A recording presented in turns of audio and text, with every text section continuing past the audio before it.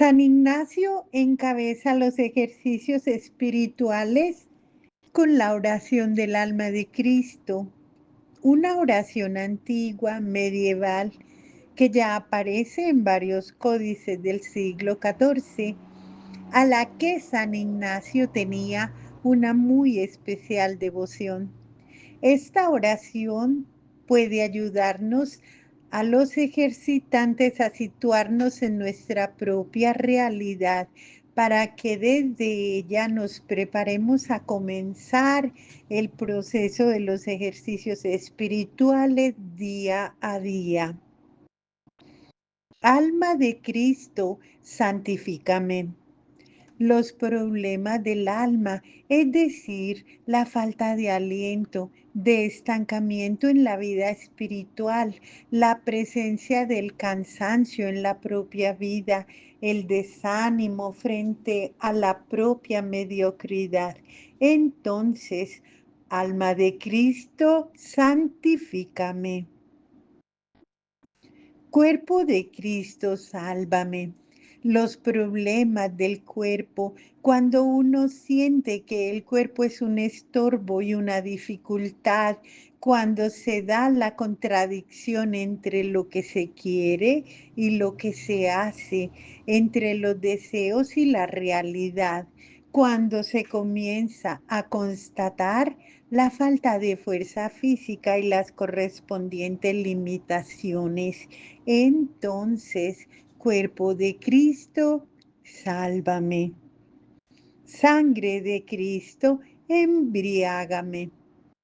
Los problemas de tibieza, de demasiado cálculo en la propia vida, de egoísmo, de búsqueda de comodidad, cuando uno está consciente de la falta de generosidad y de la falta de mayor compromiso en su vida, en la falta de entrega y de la desolación, entonces, sangre de Cristo, embriágame.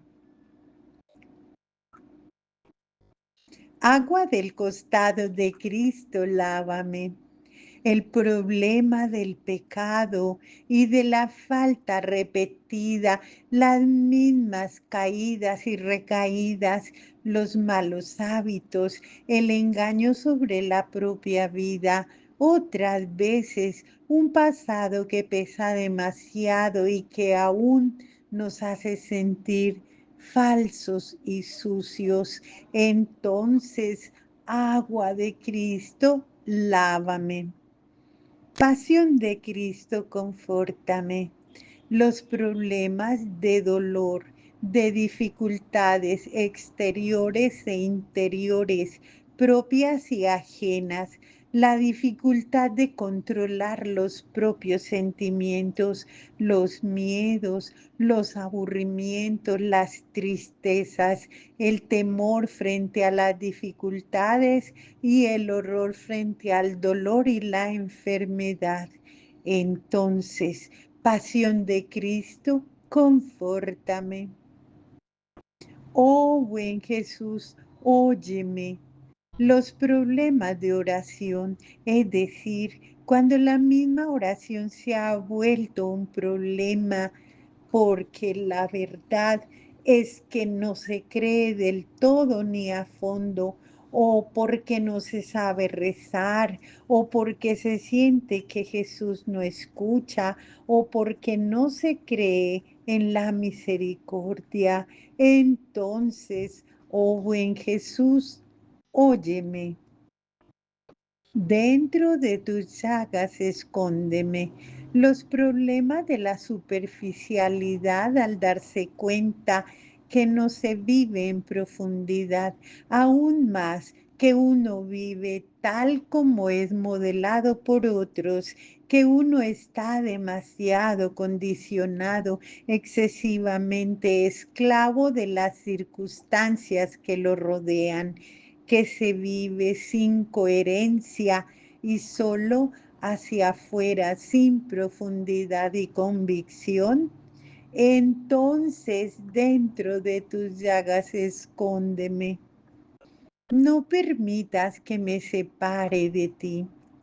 Los problemas de la afectividad espiritual, cuando se comprende pero no se siente, cuando se predica pero no se aplica, cuando se predica pero no se conmueve, cuando la fe se vuelve demasiado fría, excesivamente racional, cuando la persona de Jesús se ha vuelto un concepto o una idea o una moda. Quizás hubo un pasado cuando uno gozaba en la presencia de la cercanía divina, pero ahora ha entrado la amargura, el cinismo para poder sobrevivir sin tener dolor y sin demasiadas preguntas. Entonces, no permitas que me aparte de ti. Del maligno enemigo, defiéndeme. Los problemas de una situación difícil y agobiante, cuando se siente que los demás se aprovechan de uno, cuando uno se topa constantemente con el egoísmo de otros, cuando da miedo ser el primero y atreverse para no hacer el ridículo, cuando la atracción por el poder, los aplausos, el prestigio, la riqueza se hace muy fuerte. Entonces del enemigo malo, defiéndeme. En la hora de mi muerte llámame y mándame ir a ti para que con tus santos te alabe por los siglos de los siglos. Amén. Con un corazón abierto y vulnerable, con la valentía que da el saberse en la presencia de un Padre misericordioso, quizás en medio de las dudas que dejan el alma inquieta, colocarse delante de la presencia de Dios sin tratar de buscar respuestas en silencio, no hacer promesas, sino tan solo estar en su presencia desde la sinceridad de uno mismo. Amén, amén.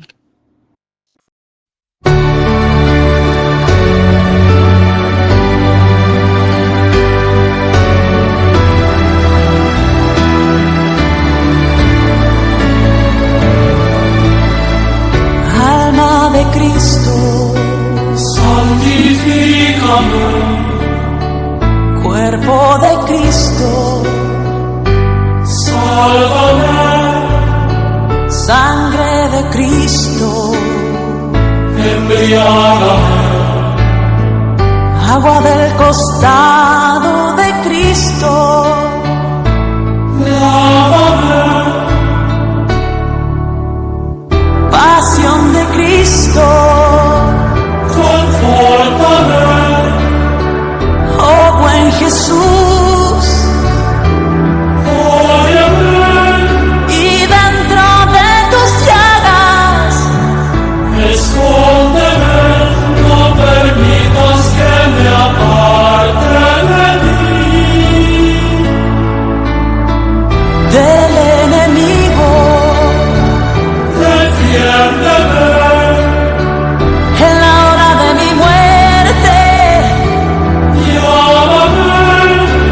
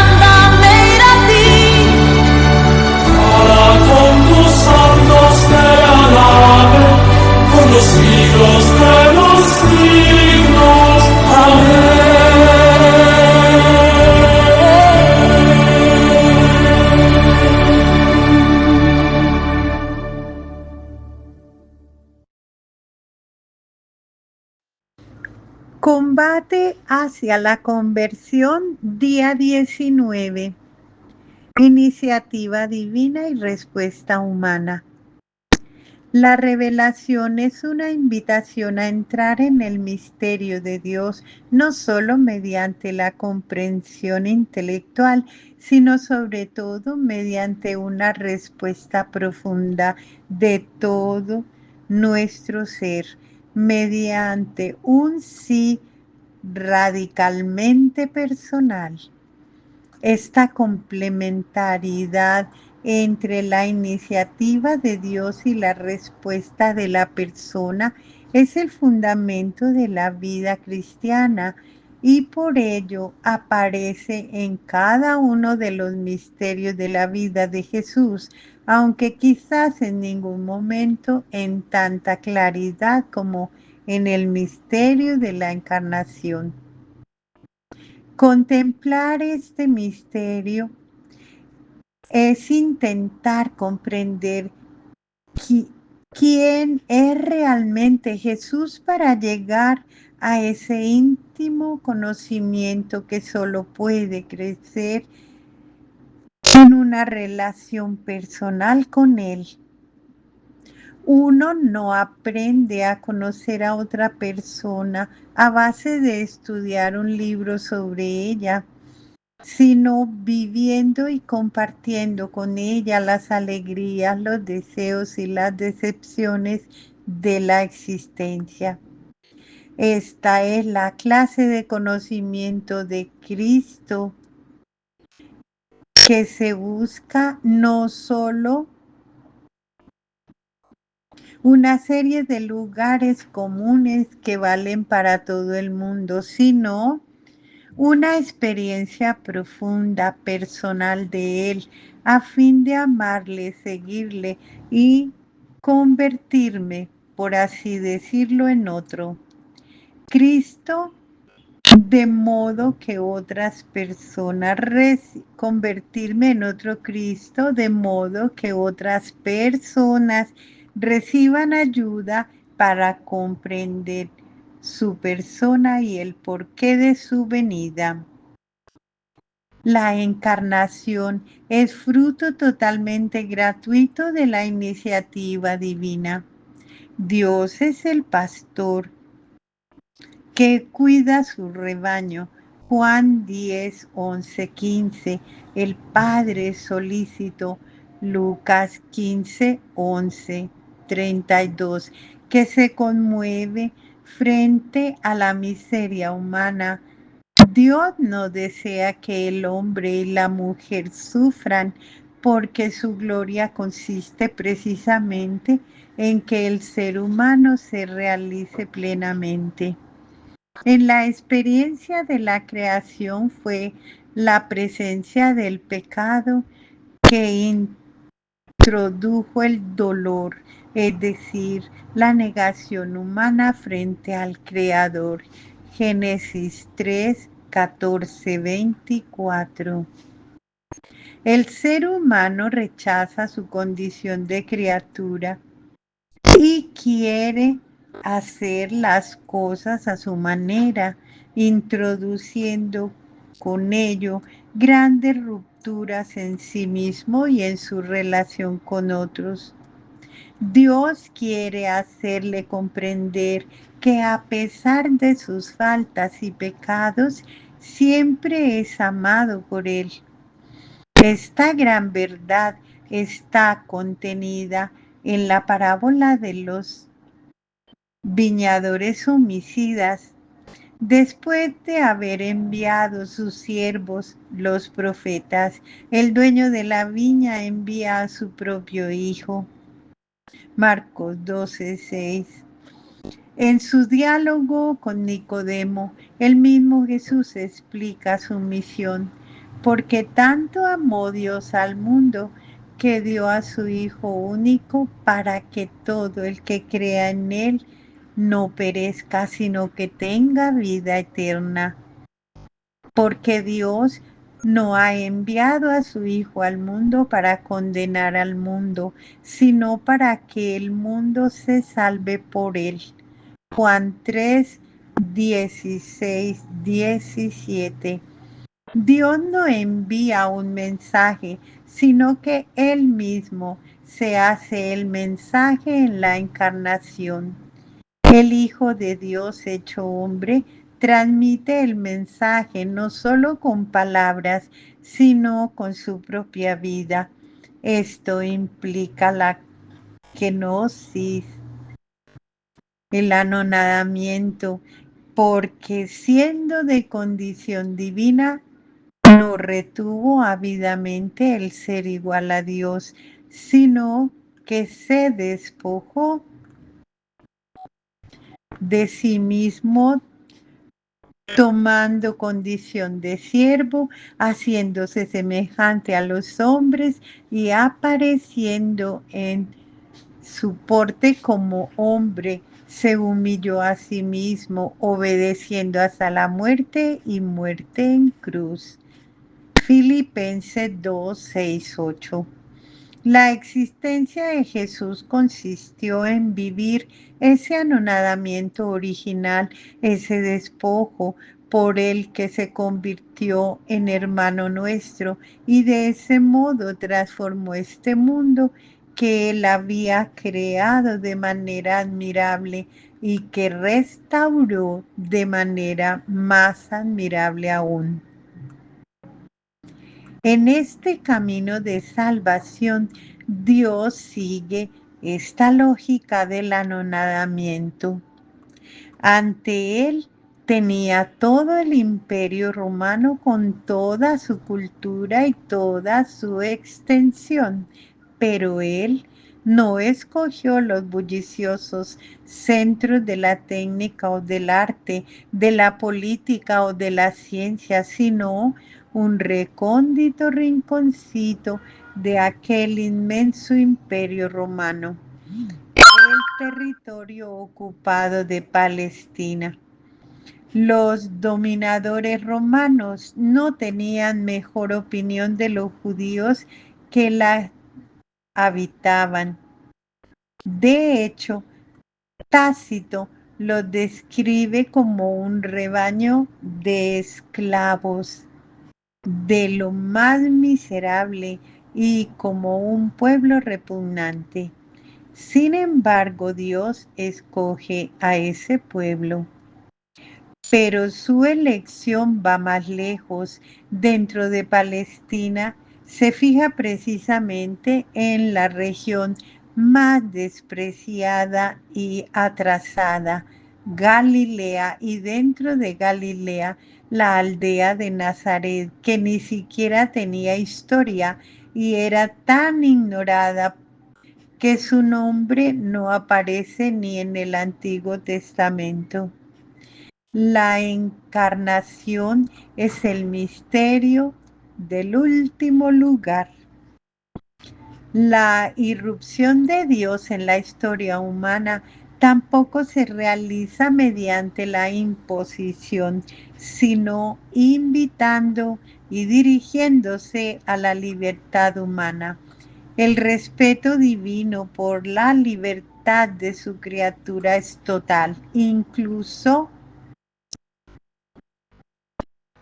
cuando se trata de la misión esencialmente vital de ser la madre de su hijo. Dios deja a la joven de Nazaret en plena libertad para reaccionar como desee. En la Anunciación, Lucas 1, 26, 38, el ángel, el mensajero de Dios, toma la iniciativa y María responde. El silencio de María es una elocuente respuesta de asombro. La respuesta de María es también una colaboración desde su anonadamiento. Ella no se estima capaz de llevar a cabo por sí misma esa obra divina. La duda de Zacarías conduce a la mudez y rompe el diálogo. La pregunta de María la introduce más profundamente en el misterio que Dios le está revelando.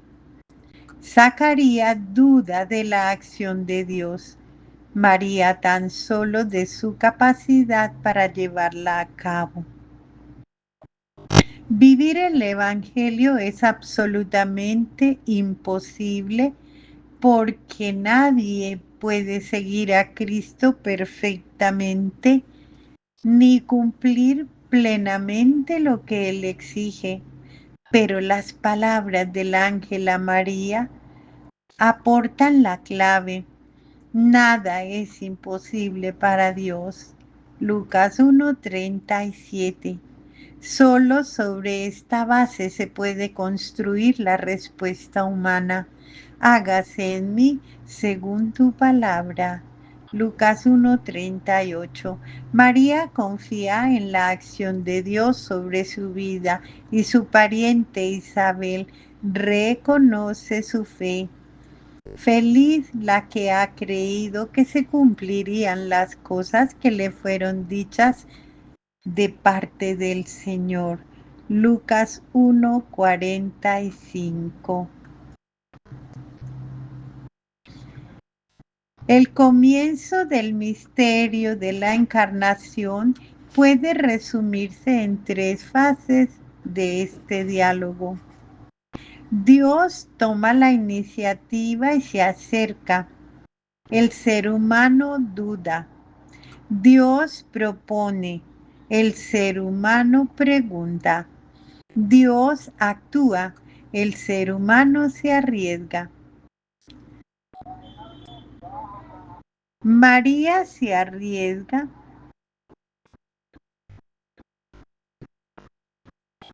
y se hace fecunda con la fecundidad misma del Espíritu Santo que excede toda fuerza humana.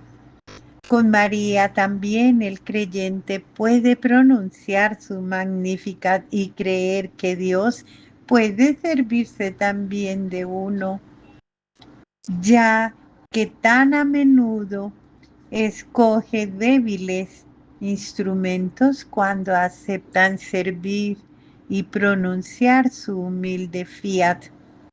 Solo en un sí a Dios puede la propia vida ser realmente fecunda y edificar el reinado de Dios. Por el sí de María, el Hijo de Dios se hizo hombre y compartió la vida humana, experimentando lo que significa ser humano. Sabe lo que es tener un cuerpo, padecer limitaciones, ser dominado, sufrir injusticias, sabe lo que significa la sumisión a leyes que no están perfectamente adaptadas, conoce el sufrimiento de vivir en un ambiente que no puede transformar. Todas esas cosas las conoce por experiencia, porque forman parte de la condición humana. Si el Hijo de Dios ha escogido la vida humana vale la pena. Pero Jesús no compartió tan solo la condición humana, sino también el don de la filiación divina. Compartió lo que era propio suyo, es decir, el amor de su Padre. Mucho más que simples hombres y mujeres, somos hijos de Dios, hermanos y hermanas de Cristo. Somos templos del Espíritu Santo, testigos de su verdad y de su amor, y gracias a estos dones se puede comunicar vida y calor a los demás. La encarnación tuvo lugar en un momento preciso de la historia, pero se puede decir que es un proceso permanente. En cada momento de su existencia, Jesús es plenamente el mismo, pero en Nazaret se hizo carne en el seno de María. En Belén se hizo visible, en Nazaret creció. Después de la resurrección, Cristo sigue siendo vida en nosotros y desea crecer en cada uno. Su cuerpo místico sigue extendiéndose en la historia. Cuando hayan sido sometidas a Él todas las cosas, entonces también el Hijo se someterá a aquel que ha sometido a Él todas las cosas para que Dios sea todo en todo. 1 Corintios 15:28. En cierto sentido, no hay más que un solo acontecimiento en este mundo, la encarnación, porque Cristo ha asumido en sí a toda la humanidad, se ha revestido del universo como de un manto y se entrega así al Padre. De María se aprende la total disponibilidad mediante la cual esa encarnación total puede continuar en cada uno de nosotros a través de nosotros a otros. Vale la pena ponderar las palabras de Orígenes cuando comenta: ¿de qué sirve que Dios se encarnó si no puede nacer en cada uno de nosotros?